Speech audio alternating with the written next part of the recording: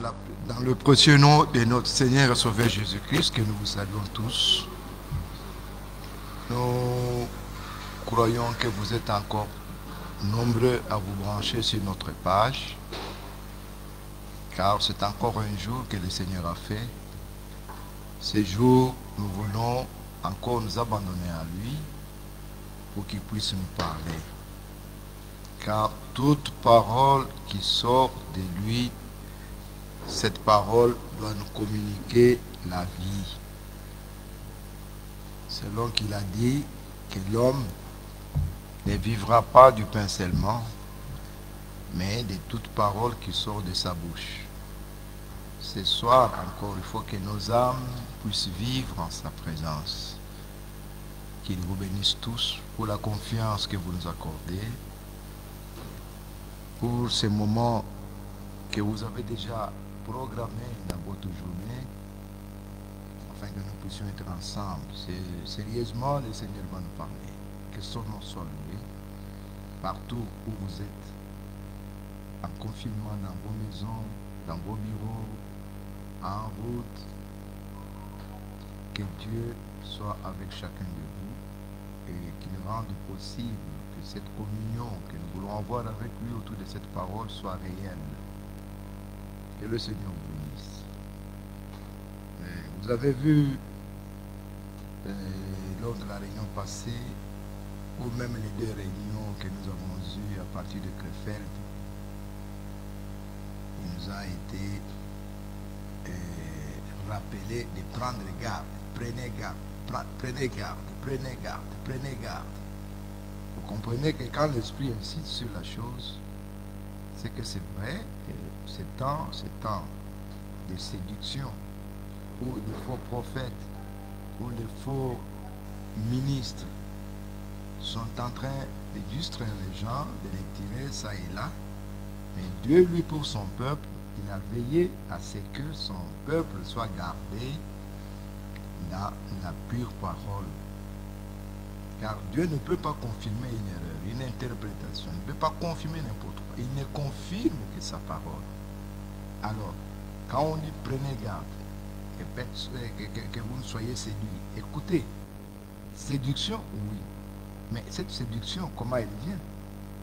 Regardez que le malin, lui, il fait son travail. Et quand vous regardez, il y a beaucoup de choses qui nous rassurent, que nous au moins nous sommes heureux. Heureux parce que Dieu veille sur sa parole. Et cette parole, il nous l'a donnée. Nous croyons, en notre temps, Dieu nous a ouvert les yeux pour que nous voyions. Il nous a ouvert les oreilles pour que nous entendions. Et il nous a donné la foi, un cœur qui croit. Que son nom soit loué parce que c'est de cette manière que nous ne serons pas séduits. Parce que la séduction sera tellement grande. D'après les Écritures, l'Écriture le dit dans Matthieu, dit au point de séduire les élus si cela était possible. Vous comprenez que c'est une séduction réelle qui va à un niveau tel que il faut le secours de Dieu pour qu'il nous aide à discerner toutes ces fausses choses, toutes ces fausses doctrines, tout ça, c'est ça le mot. Que Dieu nous aide, qu'il vous bénisse partout pour nous avoir fait confiance. Mais j'aimerais avant toute chose que nous puissions d'abord dire un mot de prière, nous recommander au Seigneur pour ces moments. Dieu, notre Père Céleste, nous voici encore ce soir rassemblés pour écouter ta sainte, pure et précieuse parole. C'est toi qui as dit, rassemble mon peuple, car je veux lui faire entendre tes paroles. Nous voici assemblés, Seigneur, dans cette salle et partout où tes enfants sont assis à tes pieds pour t'écouter. Seigneur, bénis-nous. Bénis-nous, révèle-nous ta volonté. Et révèle-toi à chacun d'une manière particulière. Nous vivons un temps de séduction intense L'ennemi a multiplié beaucoup de distractions. Mais à nous, tu as fait grâce afin que nos yeux voient. Mais nous voulons, non pas seulement voir, mais nous voulons prendre part à ce que tu fais jusqu'au jour où tu reviendras. Purifie nos cœurs, Seigneur. Pardonne-nous pour nos manquements, nos faiblesses. Toi qui connais notre état et notre condition, Seigneur, tu es le même qui peut encore nous transformer ce soir, qui peut changer nos vies. Oui, c'est là par le moyen de ta parole. Que rien de nous ne puisse filtrer dans ta parole. Garde-nous à nous éloigner de toute interprétation. Oui, nous voulons nous éloigner de toute interprétation, de toute pensée d'homme, car ce n'est pas nécessaire, ça porte la mort.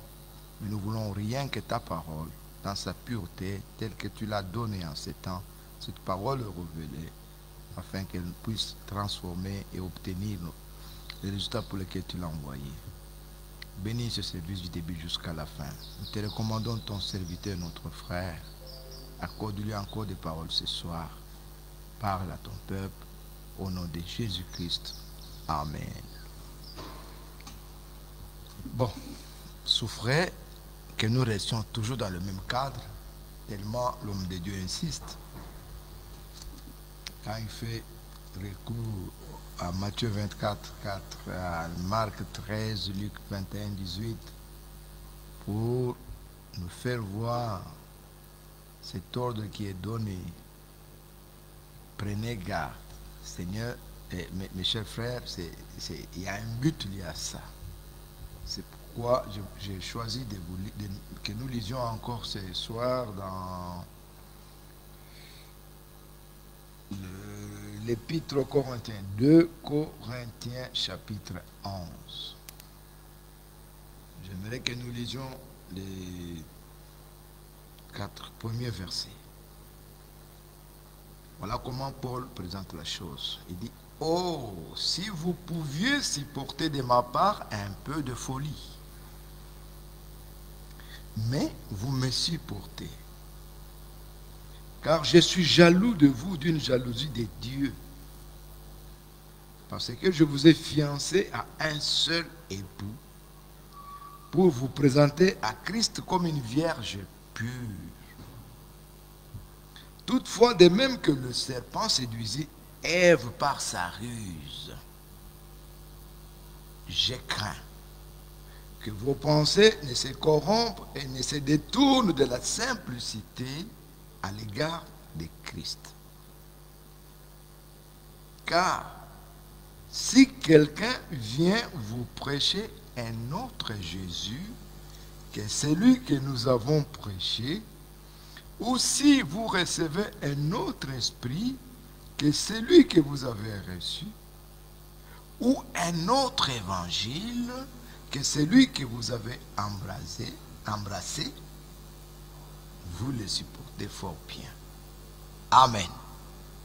Que Dieu ajoute des bénédictions à la lecture de cette parole.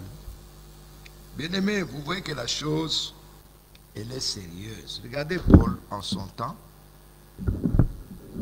Cet homme de Dieu, vous regardez sa crainte aussi, et doit être la même qui doit animer tout homme de Dieu aujourd'hui. Que nos pensées ne soient pas séduites. Vous comprenez que la séduction est là, que nos pensées, que nous ne puissions pas nous détourner de l'évangile, pouvoir nous détourner de la parole telle que le Seigneur l'a donnée. Cette parole, c'est la parole de l'évangile de notre temps, la vérité présente dans laquelle nous sommes censés nous plonger tout entier dedans. Et que personne ne puisse nous détourner. Ah, que le nom du Seigneur soit loué. Regardez comment Dieu a veillé pour la chose. Dieu prend son message, le message du temps de la fin, ce message de séparation, ce message, il le confie à un homme. Donc, quand vous regardez les cursus scolaires, On ne sait pas les classer où. Il avait fait l'université où, tout. Regardez, il choisit des choses comme ça, des choses simples. Dieu choisit comme ça et il se glorifie. Il prend un prophète. Dans notre temps, il nous l'envoie. Vous connaissez la manière de parler des prophètes. Il n'est pas différent. Parce qu'il peut, pendant qu'il est en train de parler d'une chose, et il reçoit là une vision. Et ça passe. C'est ainsi que nous avons vu avec l'homme de Dieu ici, que dans une même écriture, on pouvait trouver deux faits qui se réalisent à des moments totalement différents et séparés de beaucoup d'années. Et regardez, ça, quand on a lu ici l'écriture dans, c'était Matthieu 11, et bon, Malachie, regardez, dans l'écriture de Malachie, vous regardez, il y a deux faits, il y a deux choses qui se passent, qui sont dans une même écriture, mais qui se passent dans l'intervalle de beaucoup de temps. Mais c'est un prophète qui a parlé, mais Dieu est bon. Parce qu'il veille, comme il l'a dit dans Ésaïe, combien où il dit, je veille sur ma parole pour l'accomplir. Regardez qu'il veille, il veille. Il veille, il a veillé. Et pour ça, il prend quelqu'un qui vient de loin d'une autre contrée. À lui, il confie l'enseignement. Maintenant, regardez que lui, il a donné son message. Il a retiré son prophète. Et maintenant, il suscite ce ministère pour qu'il puisse travailler pour la fidélité, pour que les choses soient conformes. Lui, avec cette capacité qu'il a, il prend ce que le prophète a dit. Il nous le montre par l'écriture d'une manière suivie pour nous permettre de voir et de comprendre les choses correctement. Parce que imaginez-vous que vous puissiez entrer, vous prenez une écriture, vous prenez par exemple Paul, prisonnier de Christ. Ça, c'est une prédication que William Branham a donnée. Mais regardez, vous la prenez. Vous mettez, vous commencez à prêcher. Mais regardez que vous courez le risque d'aller plus loin de la pensée que le prophète avait pendant qu'il parlait là. C'est une écriture qui engage l'Église, regardez. C'est ça. Que Dieu vous bénisse. Moi, je loue le Seigneur de ce que dans notre temps, il a voulu que les choses soient ainsi, que nous puissions être enseignés de lui. Et nous n'avons pas de doute que nous allons atteindre vraiment le but pour lequel il a envoyé ce message. Lui, il voulait amener à la gloire beaucoup de fils et beaucoup de filles que vous êtes.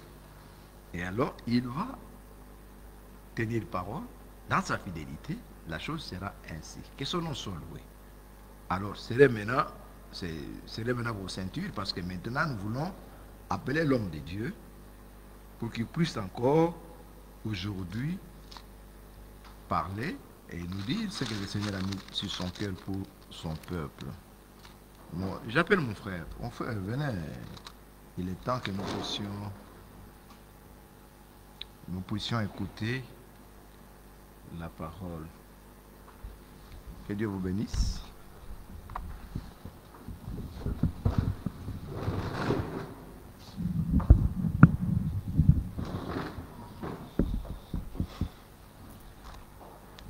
Que le Seigneur Dieu vous bénisse. À mon tour aussi, je vous salue ce soir au nom du Seigneur et Sauveur Jésus-Christ. On nous a lu dans 2 Corinthiens chapitre 11. Je peux même mettre ça ici, quelques notes. Oh, si vous pouvez supporter de ma part un peu de folie. Ça, c'est Paul qui dit ça. Mais vous me supportez.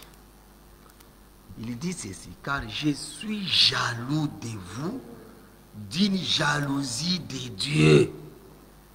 Ça, c'est très bien dit. Parce que je vous ai fiancé à un seul époux. Un seul époux. Pour vous présenter à Christ comme une vierge pure. Verset 3.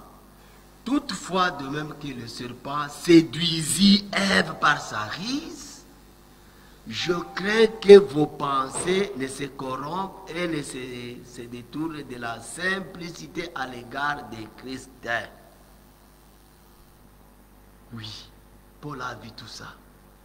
Là où on a vu hier, le mercredi, le Seigneur dit, prenez garde, prenez garde, prenez garde à toute chose qui ne vient pas de sa parole, de son esprit, qui ne vient pas de Dieu, puisque le Seigneur ne confirmera jamais une chose, une parole interprétée.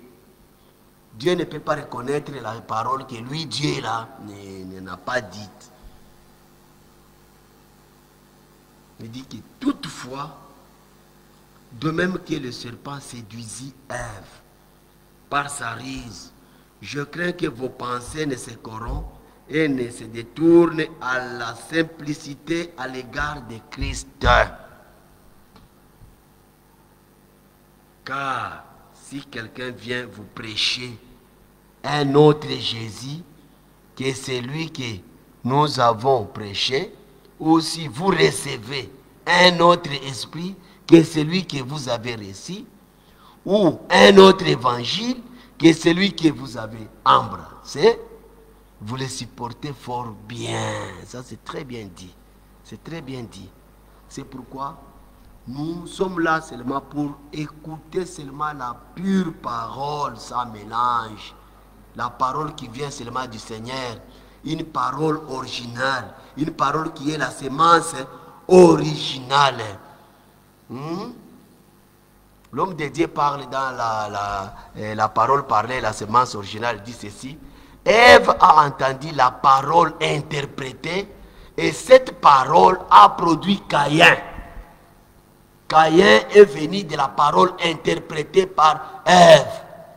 Satan est venu avec une parole interprétée et Ève a écouté ça. Quand Adam aussi a écouté ce que Ève a parlé, il est tout, voilà les conséquences. C'est 1 Corinthiens, 1 Jean chapitre 3, 1 Jean 3, verset 12. 1 Jean 3, verset 12. 1 Jean 3, verset 12. La Bible dit ceci.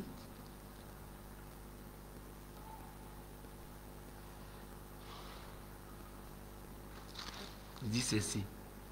Et de ne pas ressembler à Caïn, qui était du malin et qui tua son frère. Pourquoi le tua-t-il? Parce que ses œuvres étaient mauvaises et que celles de son frère étaient justes. Caïn, Ève a entendu la parole interprétée et cette parole a produit Caïn. Pour que votre matrice puisse produire correctement, il ne faut pas mélanger la parole. Il ne faut pas mélanger la parole. Jésus, le Fils de Dieu, il était la sémence de Dieu. Qui était-il? Il était Genèse 3, 15. Il était la sémence, il était Genèse 3, 15. La femme n'a pas de sémence. La même parole qu'Ève a interprétée, qui avait vu, cette même parole revient à une autre femme. Voilà. Ève a écouté une parole interprétée et Caïn est sorti. Voilà, Caïn est sorti. Sarah a aussi interprété la promesse de Dieu. Ismaël est sorti. Dieu cherchait quelle femme qui pouvait recevoir la pure parole pour que Dieu puisse se réaliser. La même parole, la même parole, la même parole. Hein? La femme n'a pas de semence. La même parole qu'Ève a interprétée, qui avait vu. Et cette même parole redeviendra à une autre femme. Elle ne va pas mélanger. Elle va mélanger. Cette femme-là avait dit, moi, je ne connais point d'homme. Je ne connais point d'autres semences. Ça, c'est Marie. L'ange est venu aussi parler à Marie. Marie a dit, moi, je ne connais point d'homme. Je ne connais point d'autres semences. Je suis seulement cette semence-là que tu viens de mettre. Je ne connais point d'homme. Voilà. Quand elle a dit ça, Adam a été créé et fait à l'image de Dieu. Mais Jésus a été engendré par la parole. Lui, le premier-né, nous sommes l'assemblée des premiers-nés. Si le premier engendrement par la parole a produit Christ, par la même parole, Dieu va engendrer des fils et des filles de Dieu. C'est pourquoi il ne faut pas interpréter la parole. Il ne faut pas interpréter. Il faut recevoir la parole de Dieu pure, sans mélange.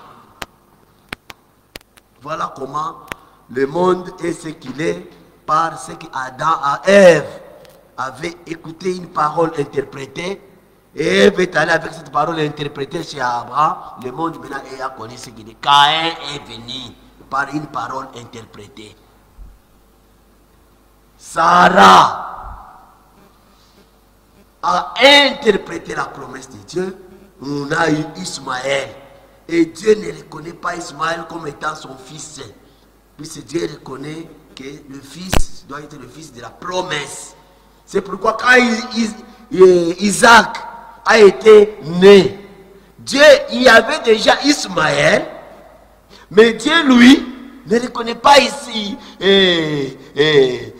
Ismaël comme étant son fils.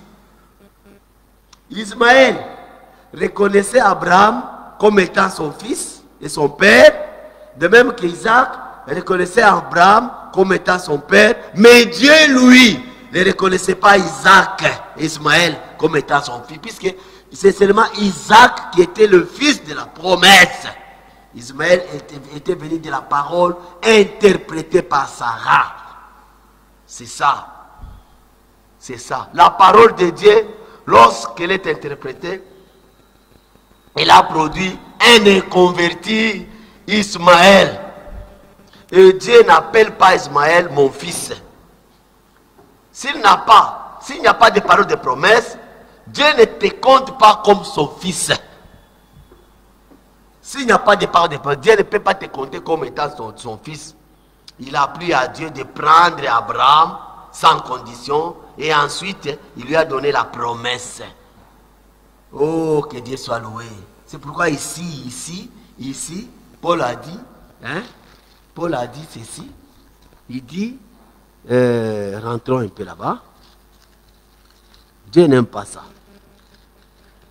Dieu n'aime pas aller après d'autres dieux, écouter d'autres paroles. Là, vous allez abandonner. Dieu va vous abandonner. Il a très bien dit ici, au verset 4. Il dit que 3 d'abord, toutefois, de même que le serpent séduisit Ève par sa ruse, je crains que vos pensées ne se corrompent et ne se détournent à la simplicité à l'égard de Christ.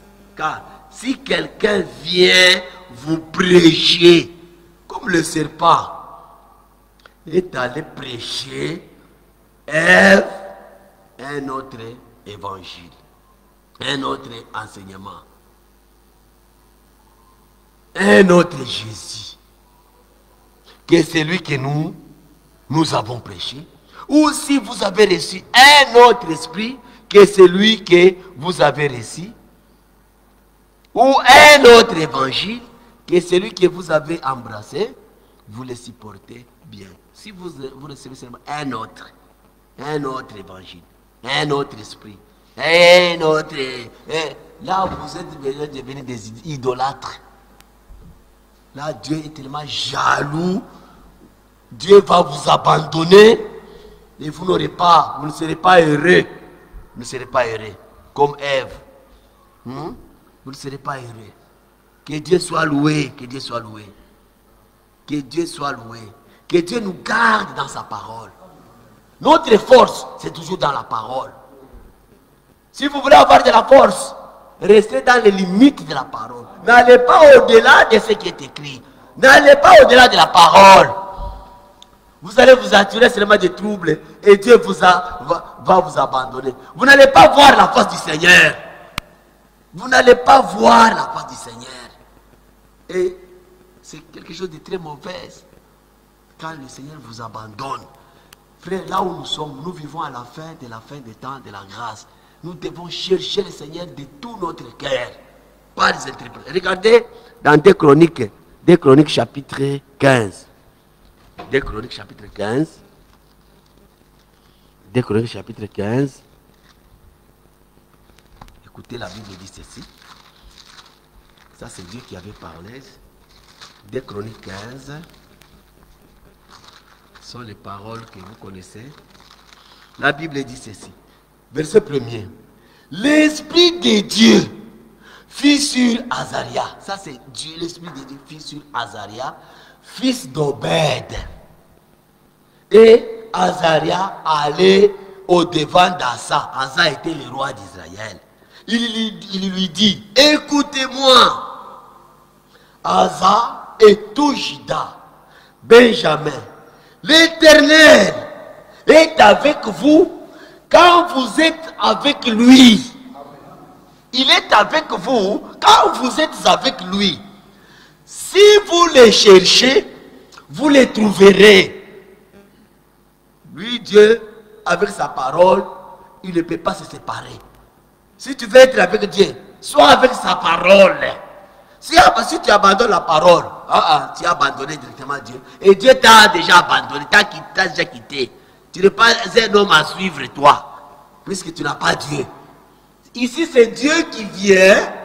L'Esprit de Dieu a saisi son prophète Azaria, fils d'Obed. Il est allé parler au roi d'Israël qui était Asa. Il dit, ça c'est Dieu qui m'a dit que je viens te dire. Que, écoute, Dieu, l'Éternel est avec vous quand vous êtes avec lui. Si vous le cherchez, vous le trouverez. Mais si vous l'abandonnez, il vous abandonnera. C'est ça la loi de Dieu.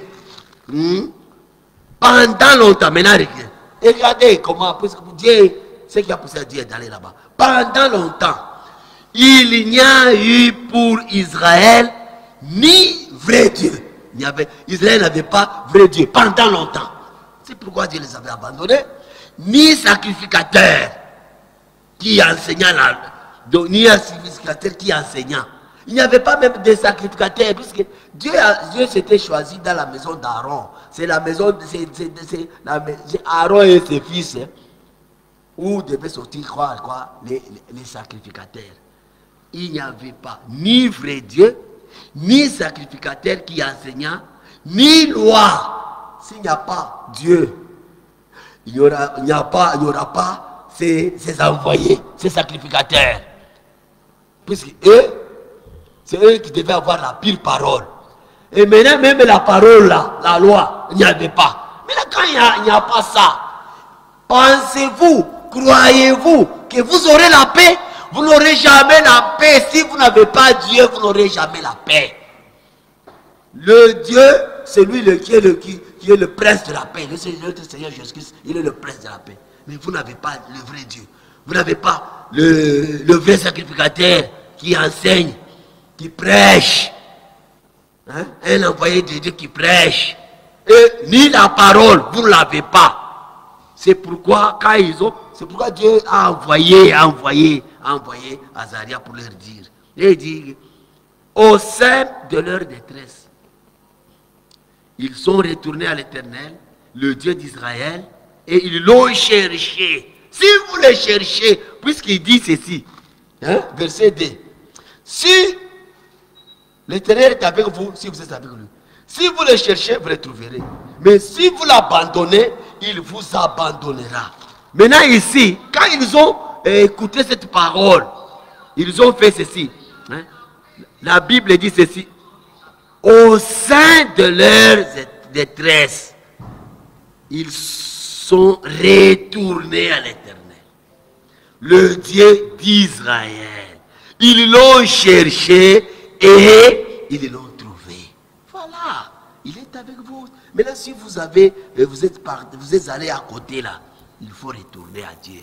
Maintenant écoutez, dans le temps où il n'y avait pas le vrai Dieu, il n'y avait pas le vrai sacrificateur, il n'y avait pas même la loi, dans ce temps-là, point de sécurité, puisqu'il n'y avait pas Dieu, point de sécurité pour ceux qui allaient et pour ceux qui venaient. Car il y avait de grands troubles parmi tous les habitants du pays.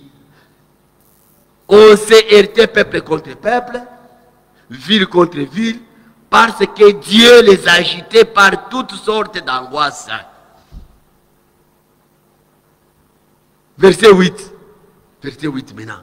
Après avoir entendu ces paroles, quand ils ont maintenant écouté les paroles de l'homme envoyé par Dieu, après avoir entendu ces paroles, et la prophétie d'Obed, le prophète, Asa ne s'était pas enorgueilli. Asa s'est fortifié et fit disparaître les abominations de tous les pays de Juda. Voilà la bonne procédure. Par où commencer? Il a d'abord fait disparaître les abominations de tous les pays de Juda et de Benjamin et des villes qu'il avait prises dans les montagnes d'Éphraïm. Il restaura l'autel qui était renversé. Voilà. Restaurer la parole à la place. Il restaura l'autel qui était renversé. L'Éternel qui était devant le portique de l'Éternel. Verset 9. Il rassembla tout Juda et Benjamin, et ceux d'Éphraïm, et de Manassé, et de Siméon, et des habitants de Siméon qui habitaient parmi eux. Car un grand nombre de gens d'Israël se joignirent à lui. Frère, quand nous retournons à la parole, quand nous mettons la parole à la place, à pleine place, quand nous vivons et que Dieu lui dit, il n'est pas loin de sa parole. Lui, il est lié à sa parole. Si toi tu abandonnes la parole, il t'abandonne. Si tu retournes à la parole, tu vas retourner à Dieu. C'est Dieu lui-même, te voyant toi venir à lui viendra à toi. Maintenant, quand tu as Dieu, tu crains Dieu. Et les autres gens, ils verront que non, cet homme a Dieu, il a Dieu. C'est eux-mêmes là, voyant le Dieu que toi tu as, ils viendront se joindre à toi à cause de Dieu qu'il a vu, qui est avec toi. Qu'ils ont vu que ce Dieu-là est avec toi, ils viendront se joindre, frère. C'est pourquoi, frère, notre vie aussi doit prêcher l'évangile. C'est par la vie de la parole, les gens viennent. Écoutez comment ils ont dit, ces gens. Il rassembla tout Juda et Benjamin. Verset 9. Et ceux d'Éphraïm, de Manassé et de Siméon qui habitaient parmi eux. Car un grand nombre de gens d'Israël se joignirent à eux lorsqu'ils virent que l'Éternel, son Dieu, était avec lui. C'est Dieu qui était avec lui. Quand l'homme s'est humilié, il a commencé à chercher le Seigneur de tout son cœur. Et Dieu l'a exaucé. Et Dieu était avec lui. Maintenant le peuple a vu que Dieu est revenu chez cet homme. Cet homme a cherché Dieu et Dieu est avec lui. Maintenant les hommes, eux d'eux-mêmes, ils ont suivi la personne à cause de Dieu qui était avec lui. Puisque c'est ça. Leur motif de les suivre. Vous suivez qui, frère? Vous qui êtes ici, mes frères ici, vous suivez quelqu'un qui n'a pas Dieu, quelqu'un qui conteste avec Dieu, vous le suivez. Maintenant, ces gens ici, ils se sont joints à lui, puisqu'ils ont vu que le Dieu d'Israël est avec lui. C'est pourquoi ils sont allés. Il était avec lui. Et ils s'assemblèrent à Jérusalem. le 3e mois de la 15e année du règne d'Asa. Ces jours-là, ils sacrifièrent à l'Éternel sur le butin qu'ils avaient amené 700 bœufs et 7000 brebis. Ils prirent l'engagement. Voilà, frère, prenons ces engagements. Si tu avais laissé Dieu quelque part, nous vivons le moment que nous vivons maintenant. C'est un temps de chercher Dieu de tout notre cœur. De toute notre... Donc, cherchez le Seigneur de tout votre cœur. Regardez verset 12. Ils prirent l'engagement de chercher l'Éternel, le Dieu de leur Père, de tout leur cœur et de toute leur âme. C'est le moment. C'est le moment. Ne soyez pas dans la distraction. Faites comme ces gens ici. Ils ont pris l'engagement. Puisqu'ils n'avaient pas ni vrai Dieu, ni vrai sacrificateur, ni vraie parole, ni quelqu'un qui prêchait là-bas. Maintenant, Dieu les avait envoyé son prophète. Quand ils ont vu, ils ont écouté, ils se sont humiliés, ils ont pris l'engagement, verset 12. Ils prirent l'engagement de chercher l'Éternel, le Dieu de leur Père, de tout leur cœur et de toute leur âme. Et quiconque, voilà comment ils étaient très sérieux. Ils étaient tellement très sérieux. Frère, si tu n'as pas Dieu, tu es un homme foutu. Si tu n'as pas Dieu, tu n'es pas même intéressant. Quelqu'un qui n'a pas Dieu, moi je ne peux pas te suivre. Il faut que je voie le Dieu là, être avec toi. Là je vais te suivre. Puisque, voilà, ces gens étaient maintenant sérieux. Ils ont reconnu, non, on est allé loin du Seigneur. Et Dieu nous a abandonnés. Voilà, nous sommes dans des troubles, dans l'angoisse. Il dit, et quiconque ne chercherait pas l'Éternel, le Dieu d'Israël, devait être mis à mort. Ça, c'est quel engagement? Il n'y avait pas de blague, pas de compromis. Hein? Mis à mort. Petit ou grand, homme ou femme. Cet homme a pris des engagements. Il voulait que dans son pays-là, seulement Dieu d'Israël.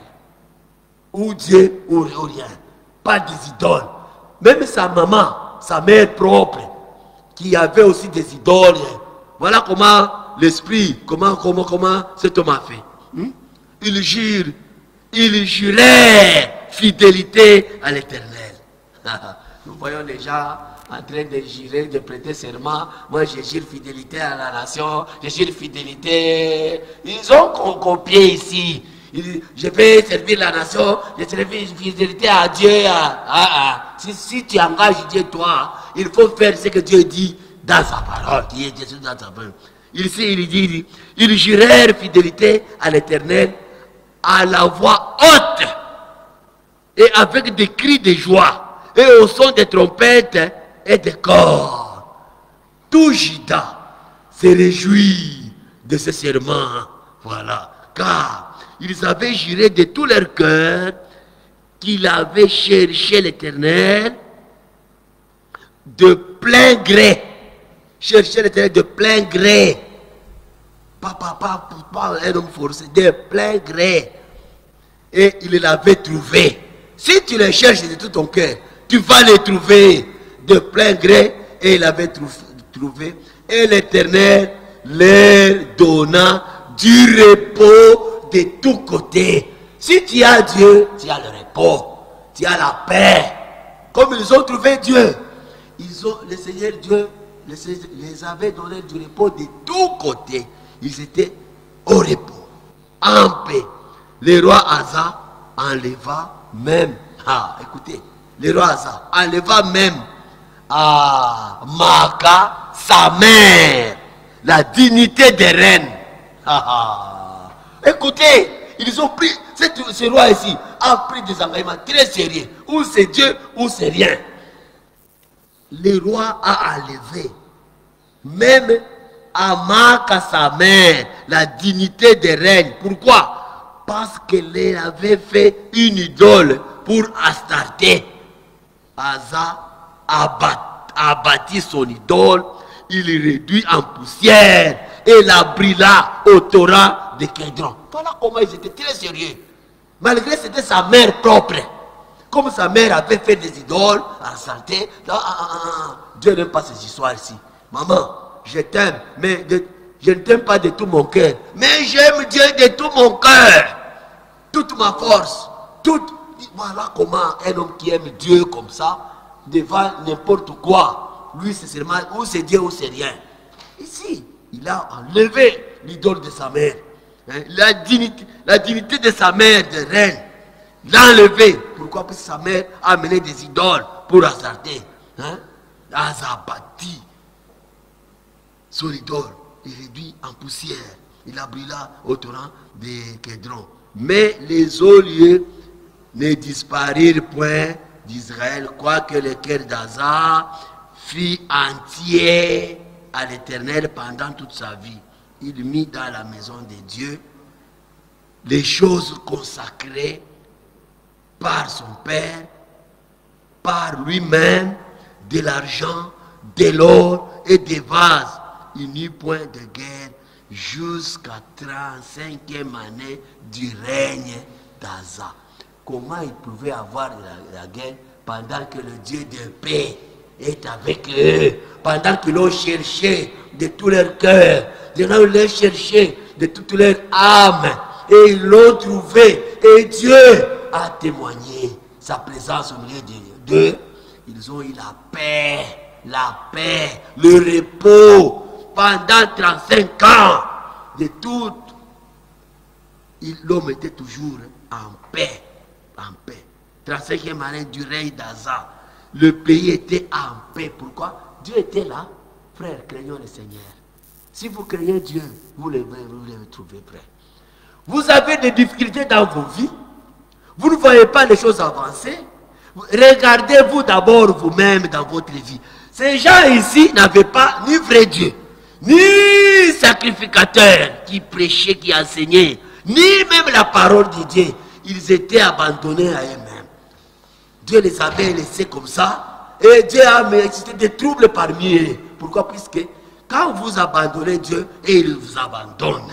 Maintenant, comme Dieu a envoyé un prophète vers eux, et le prophète les avait parlé, le Seigneur est avec vous si vous êtes avec lui. Si vous voulez chercher de tout votre cœur, ils ont pris l'engagement de chercher Dieu de tout leur cœur, de toute leur âme. Et Dieu s'est fait retrouver à eux. Quand ils l'ont trouvé, Dieu est venu témoigner.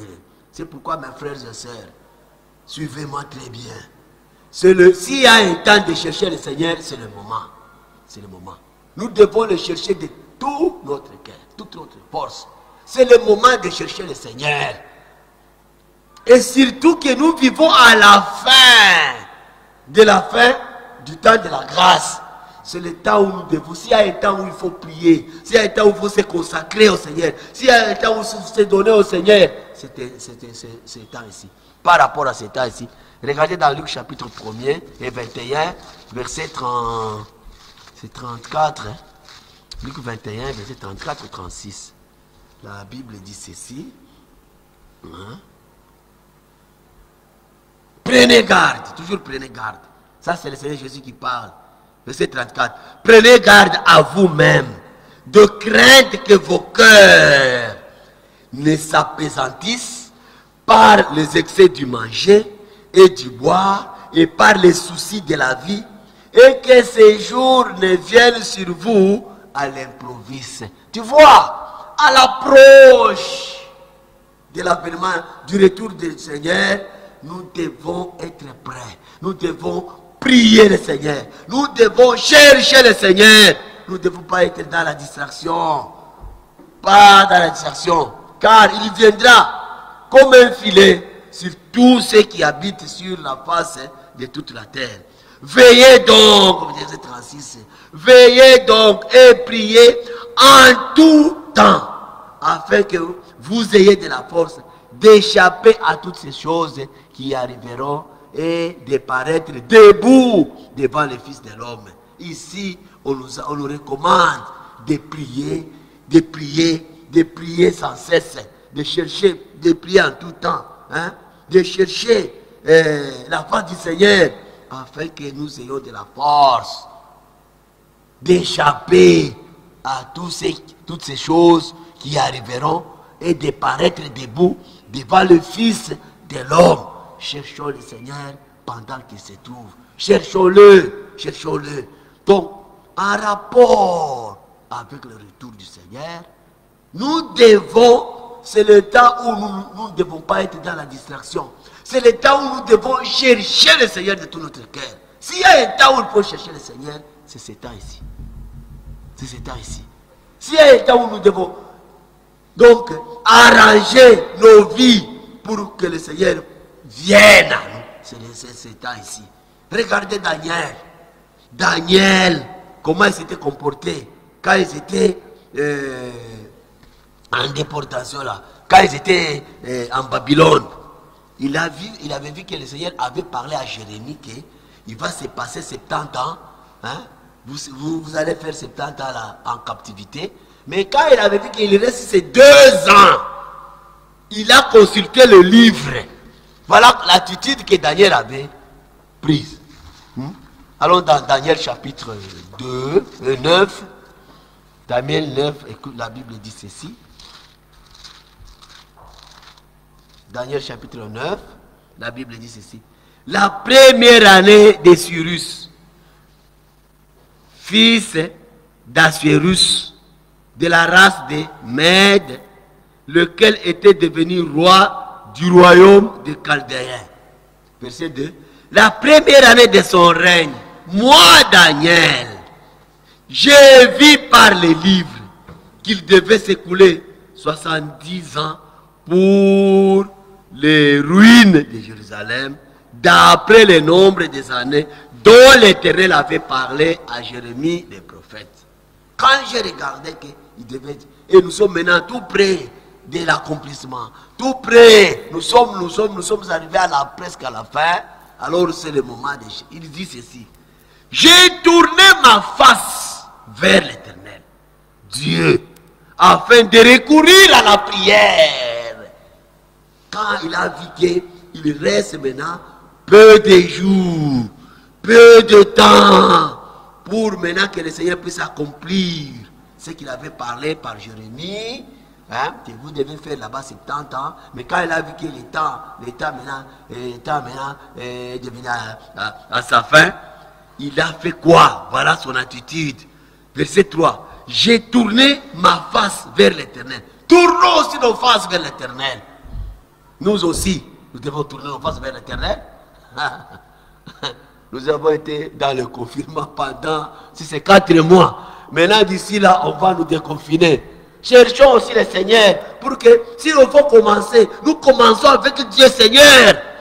Pas avec comme les gens trop lourds, comme les gens qui étaient partis dans la récréation. Cherchons la face du Seigneur.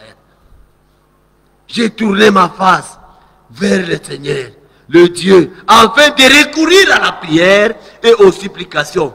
En gênant, il a même gêné, et en prenant des sacs et la cendre. Verset 4. J'ai prié l'Éternel, mon Dieu, et je lui fis cette confession. Regardez les paroles que Daniel a faites. Les paroles que Daniel a faites au Seigneur.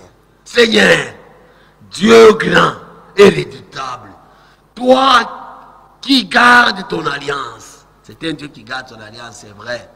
Qui fait miséricorde à ceux qui t'aiment et qui observent tes commandements. Maintenant, verset 5, il dit ceci. Nous avons péché. Nous avons commis l'iniquité. Nous avons été méchants et rebelles. Nous nous sommes détournés de tes commandements et de tes ordonnances. Verset 6. Nous n'avons pas écouté tes serviteurs. Frères, écoutons les hommes de Dieu. Quand le Seigneur nous envoie les hommes de Dieu pour nous apporter la parole. Si nous recevons ces paroles, nous recevons Dieu. Si nous ne recevons pas les paroles des hommes de Dieu, les hommes que le Seigneur a envoyés avec la parole, c'est Dieu que nous n'avons pas, nous avons rejeté. Nous n'avons pas écouté tes serviteurs, les prophètes, qui ont parlé en ton nom. Ces gens-là doivent nous parler, pas en leur nom, dans le nom, au nom du Seigneur. et nos rois, et nos chefs, et nos pères, et à tous les peuples du pays. À toi, Seigneur, et la justice. À nous, la confusion. Quand quelqu'un abandonne Dieu, c'est la confusion qui s'attire, qui va s'attirer la confusion. À nous, la confusion des faces. En ces jours, hommes de Juda, et habitants de Jérusalem, et à tout Israël, et à ceux qui sont près, et à ceux qui sont loin, dans tous les pays où tu les as chassés à cause des infidélités. On a lu là-bas, on vient de lire dans des chroniques, hein, ils ont maintenant juré fidélité à l'Éternel. Ils ont juré fidélité à l'Éternel. Maintenant ici, ils étaient infidèles ici, et il les a chassés des pays de la promesse. Hein? Tu les avais chassés à cause de l'infidélité, puisque dans ce pays-là, c'est un pays où Dieu ne tolère pas l'infidélité. Dieu ne tolère pas quelque chose qui ne vient pas de lui. Là, c'est un pays où la fidélité doit régner. Il dit, à cause des infidélités, ils ont été chassés à cause des infidélités dont ils se sont rendus coupables envers toi. Seigneur, verset 8, à nous la confusion des faces, et nos rois, à nos rois, à nos chefs, à nos pères, parce que nous avons péché contre toi. Auprès du Seigneur notre Dieu, la miséricorde et le pardon, car nous avons été rebelles envers lui. Dieu aime des gens comme ça. Quand un cœur qui s'humilie comme ça, un cœur repentant, un cœur qui reconnaît ses fautes, Dieu, il ne peut pas garder sa colère à toujours. Dieu pardonne et Dieu exauce. De la même manière qu'il avait exaucé Asa, quand il a reçu la parole, hein, la prophétie de Azaria, fils d'Obed, il s'est humilié et il a cherché le Seigneur et il a trouvé. Et le Seigneur a garanti son pays. Son pays n'a pas connu de guerre pendant son règne. Il est le même Dieu. Un Dieu, il est le prince de paix. Si tu es avec lui, tu auras la paix de l'âme. Même si tu passes dans des épreuves, dans des souffrances, mais à l'intérieur de toi, tu auras la paix, la paix, la paix. Nous n'avons pas écouté, verset 10, nous n'avons pas écouté la voix de l'Éternel, notre Dieu, pour suivre ces lois qu'il avait mises devant nous par ses serviteurs, les prophètes. Dieu nous parle par ses serviteurs. Verset 11, tout Israël a transgressé ta loi et s'est détourné pour ne pas écouter ta voix. Alors, se sont répandues sur nous les malédictions et les imprécations qui sont écrites dans la loi de Moïse, serviteur de Dieu, parce que nous avons péché contre Dieu. Il a accompli les paroles qu'il avait prononcées contre nous et contre nos chefs qui nous ont gouvernés. C'est pourquoi même les chefs qui gouvernent doivent retourner à Dieu. Ils doivent retourner à Dieu. Puis ici, les chefs aussi qui avaient gouverné ce peuple ici, comme ils n'avaient pas donc retourné à Dieu, et Dieu a décidé comme il avait décidé, ils étaient maudits. Il a fait venir sur nous une grande calamité.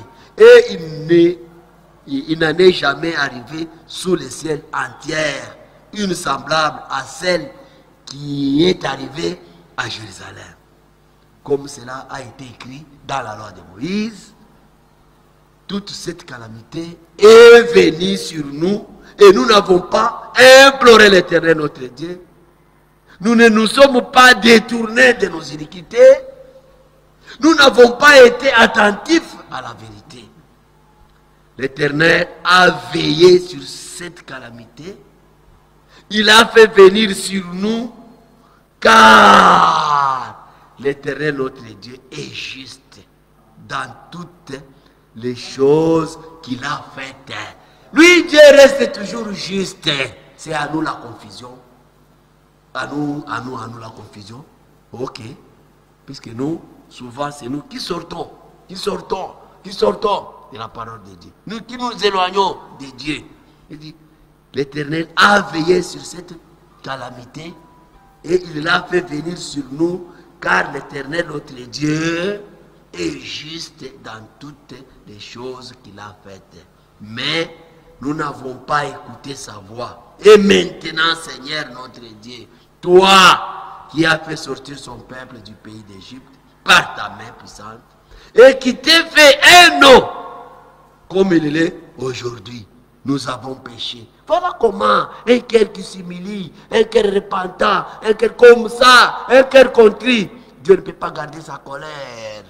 Nous avons péché, nous avons commis l'iniquité. Seigneur, selon ta grande miséricorde, que ta colère et ta fureur se détournent de ta ville de Jérusalem, de la montagne sainte. Car à cause de nos péchés et des iniquités de nos pères, Jérusalem, ton peuple, Jérusalem et ton peuple sont en opprobre à tous ceux qui nous entourent.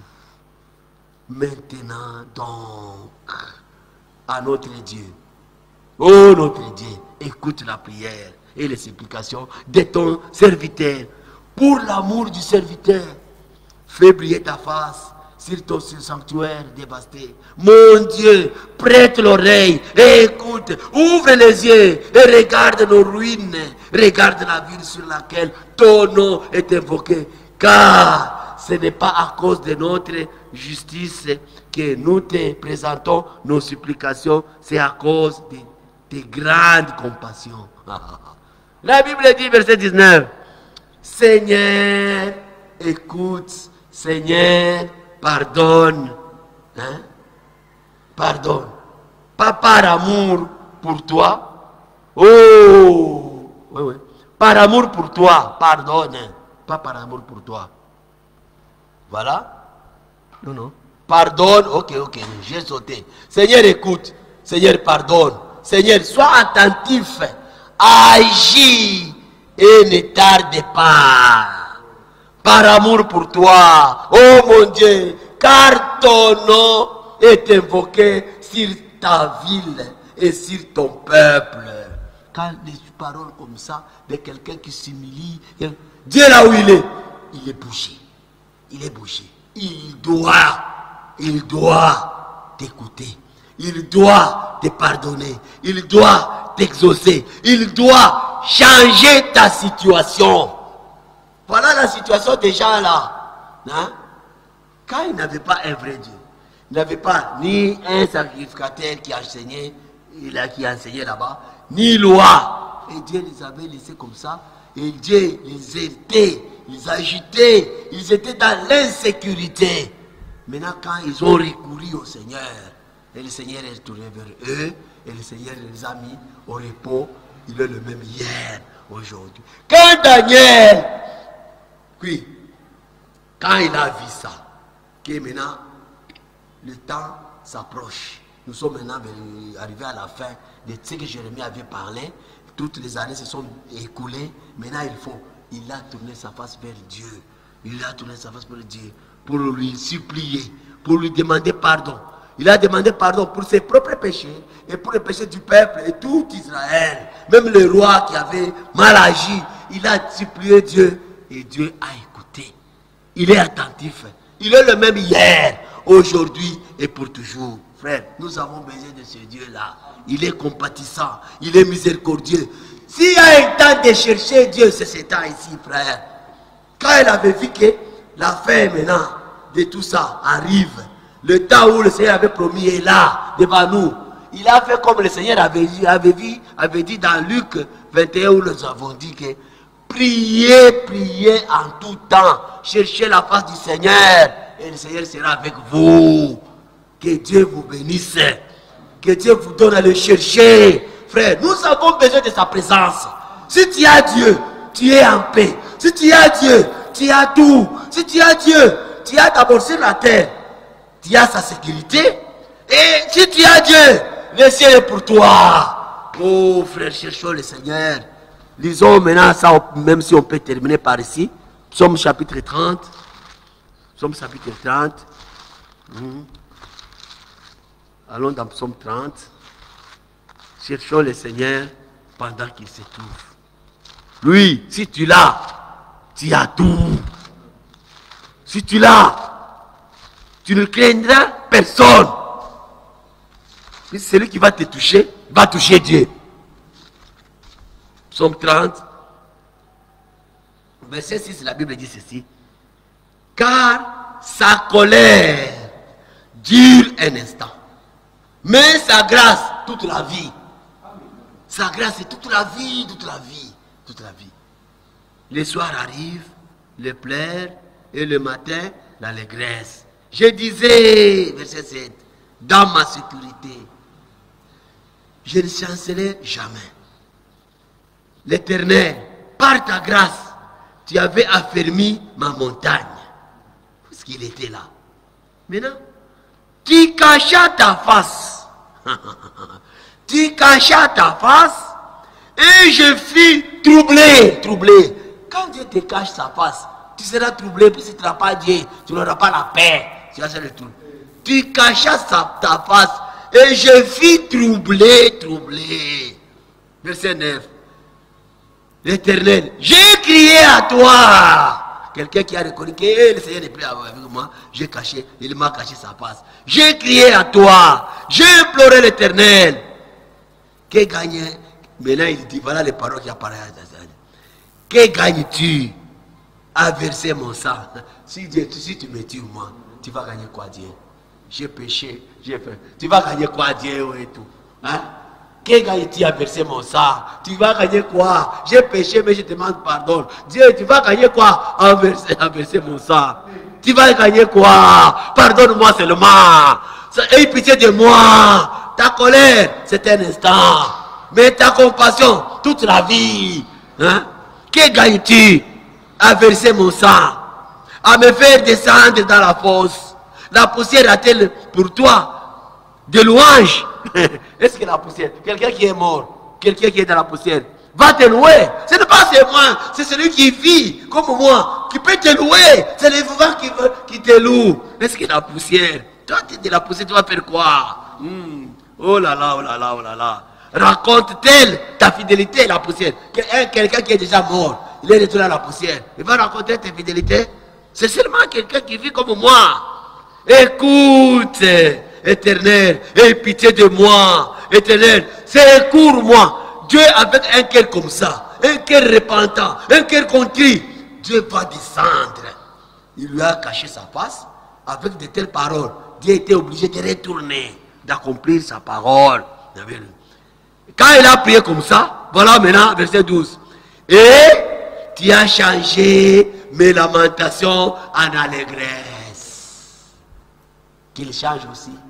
Seulement ceux-là qui le cherchent de tout leur cœur. Pas ceux-là qui font semblant de le chercher. Tu as changé mes lamentations en allégresse. Tu as délié mon sac. Et tu m'as ceint de joie. Afin que mon cœur te chante.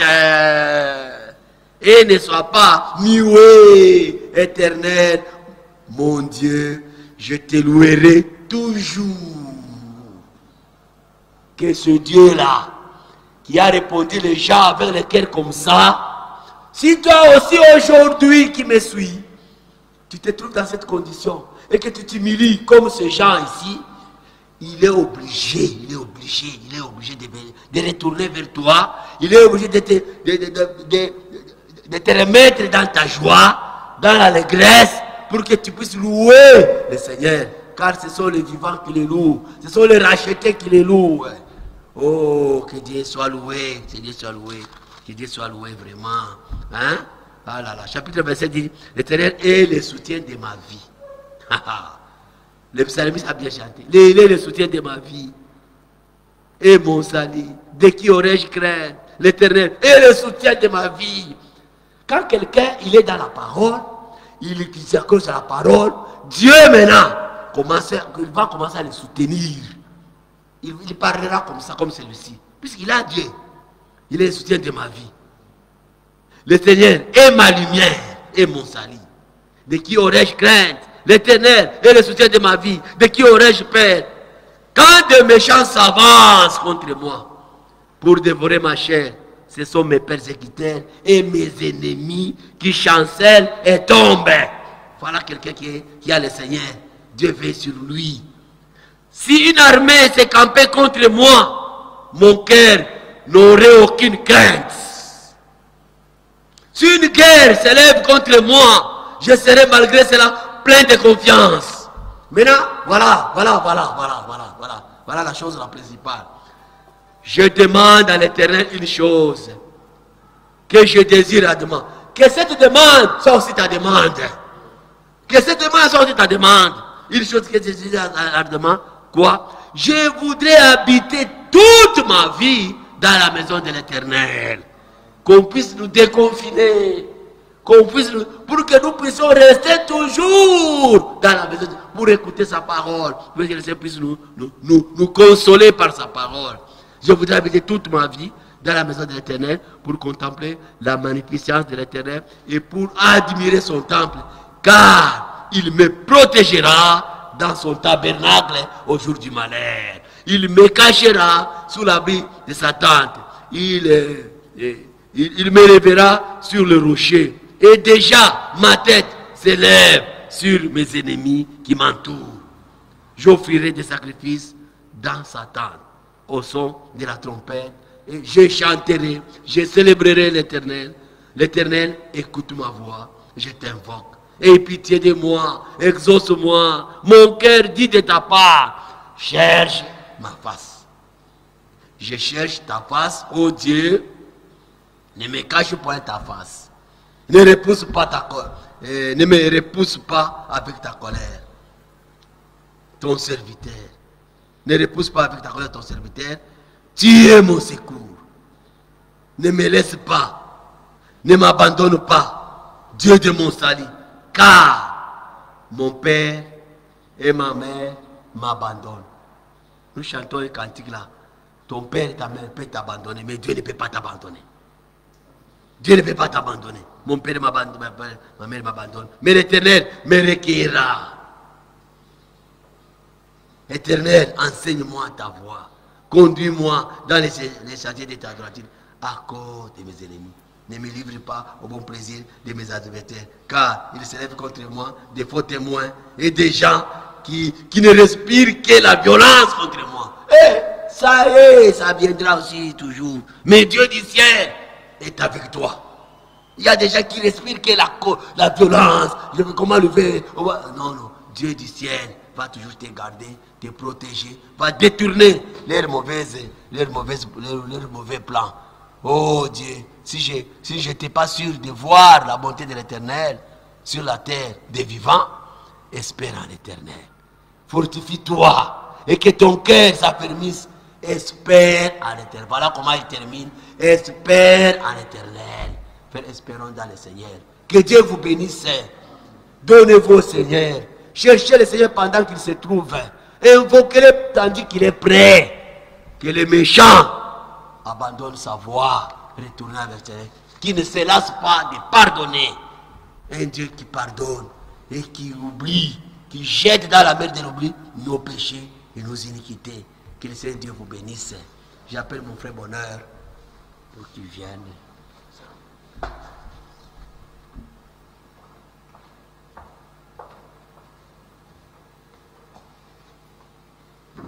Adorons tous le Seigneur.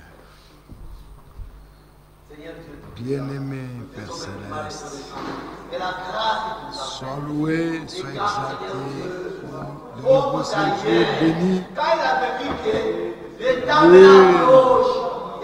Merci Seigneur, mon cœur dans la joie pour ces paroles que nous avons écoutées. Oui, dispose mon cœur Seigneur, afin que nous puissions à chaque minute de notre vie sur cette terre considérer que ton retour est imminent. Que Seigneur, régler nos vies et marcher toujours avec toi en retenant rien que ta parole avec nous. Tu l'as fait avec ses prophètes, Daniel, Seigneur. Fais-les encore de même avec nous. Car c'est ta porte à l'achèvement. Car tu achèves, Seigneur. Donne-lui un cœur qui te désire. Un cœur, Seigneur, qui respire après ta parole. Fais-nous grâce afin que nous puissions, Seigneur, mettre à nous de merci, Seigneur.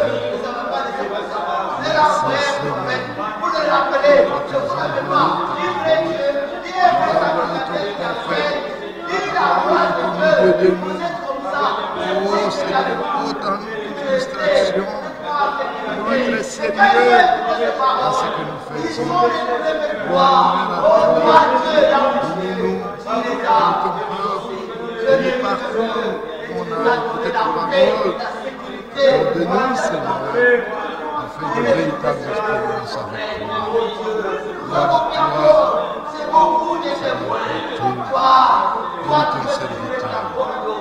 Bénis ton peuple en vie, et tous ceux qui vont venir après pour écouter cette parole, qu'ils soient bénis, et toi, Seigneur, gloire à toi. Au nom de Jésus, nous avons ainsi prié.